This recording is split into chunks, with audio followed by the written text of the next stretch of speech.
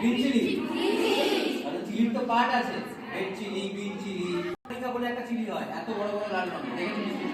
ওটার নাম হচ্ছে প্যাপারিকা। আচ্ছা, ইংলিশ নাম কি? Coriander leaves.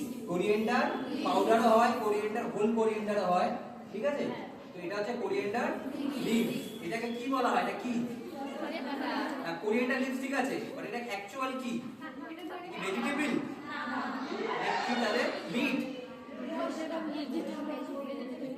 না, এটা হচ্ছে, এটাকে বলে হার্বস।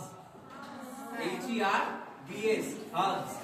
হার্বস আমরা খাই না, এটা আমরা খাই চিবিয়ে চিবিয়ে। কি করি এটা আমরা?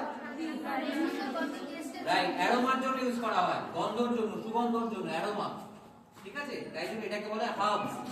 এটা হার্বস রয়েছে এবং এর সঙ্গে অনেক হার্বস আমরা ফুড ইন্ডাস্ট্রিতে মানে খাবার ইউজ করি, যেরকম মিন্ট লিভস, মানে কি পুদিনা। পুদিনাকে আমরা খাই না, কিন্তু ওটার গন্ধ বা সুগন্ধ খাবারে দিলে ওটার অনেক ফ্লেভার আসে, প্লাস অ্যারোমা আসে, তাই জন্য ওটা একটা হার্বস। নাম বলছি, সবাই চিনবে। তুলসী পাতা সবাই জানো তো? হ্যাঁ। ইংলিশ নাম কি?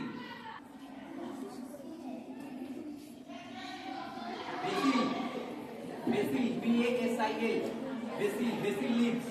এটা তুলসী পাতা, যেটা খাবারেও ইউজ করা হয়, বাট ইন্ডিয়ান খাবারে নয়, এটা আমরা ইউজ করি ইতালিয়ান খাবারে, ঠিক আছে? সবাই নিশ্চয়ই পাস্তা, পিজা খাও, খেয়েছো, এই খাবারগুলোতে আমরা বেসিল ইউজ করি। এগুলো কিন্তু হার্বস।